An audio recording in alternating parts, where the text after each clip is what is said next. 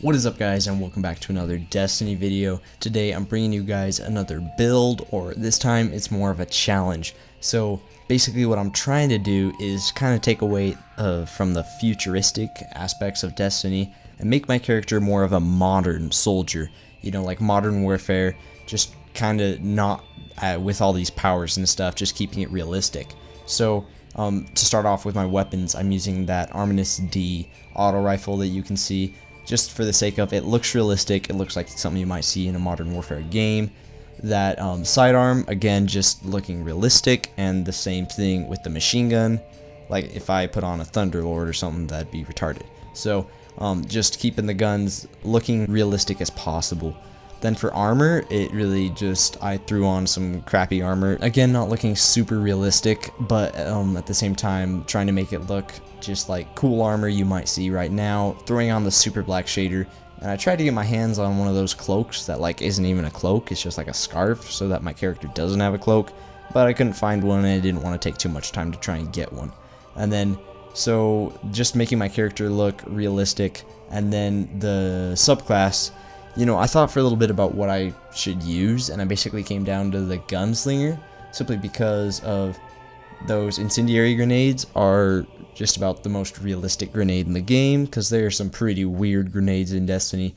And then the knife melee, like if I were to use a warlock melee, that'd be really dumb. So I'm using the knife because that just feels like Modern Warfare, and at the same time the throwing knife also just feeling realistic. The final thing I'm using is the Memory of Felmeter to just complete the build, so I can't use my golden gun, but I'm going to have more of the realistic stuff like my grenade and throwing knife, more equipment, and no super ability.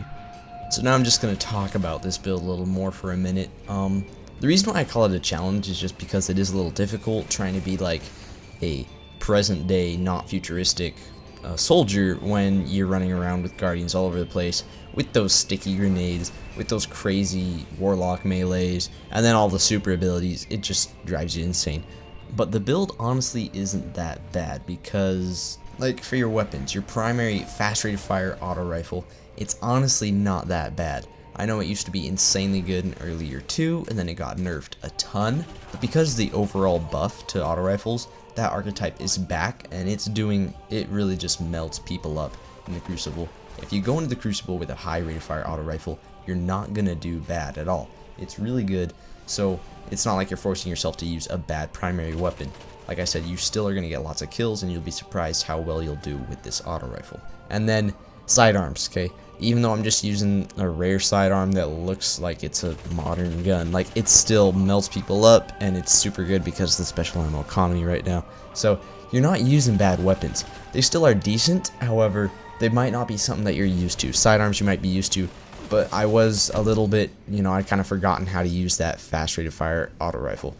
The reason why this is really good, though, I feel like it's good practice, because it really forces you to be smart. You know, like normally I might run around with what I'm good with, my god rolled hand cannon, and go for those crazy montage throwing knife clips. And while sometimes I get them, you know, other times I just make a fool out of myself. With this build, I really forced myself to stay back and be smart, because I didn't have all the best stuff. I didn't have the meta like everybody else was using, so it forced me to be smart, stay back, and pick good engagements. And in the end, like, that really is good practice as a player, because I was focusing so much more on my mental game and just being smart with those engagements. Like, when I switched back to what I use normally, I noticed I was playing a lot better. So yeah, that's why I would recommend you use this challenge, not only because Destiny is really stale right now, so switching to something that doesn't have a super, trying to, you know, it really feels really fun to use this build, and just feeling like it is in Modern Warfare, but like the game is really stale right now, just straight up. It's hard to have fun with the current meta. So switching things up for a few games really makes a difference, and it's tons of fun. So I'd recommend that you do that just so you can enjoy the game a little more, enjoy the variety that Destiny has, and at the same time, again, it really helps you become a better player if you just get yourself to kind of stick with a build like this where you're not as strong as everybody else and you have to be smart. Then you'll end up being a better player in the long run.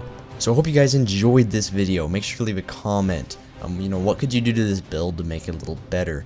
What do you think of this? Give me some feedback. Make sure to leave a like on the video if you enjoyed it, and subscribe to the channel if you're not already. This is Hackman, and I will see you in the next video.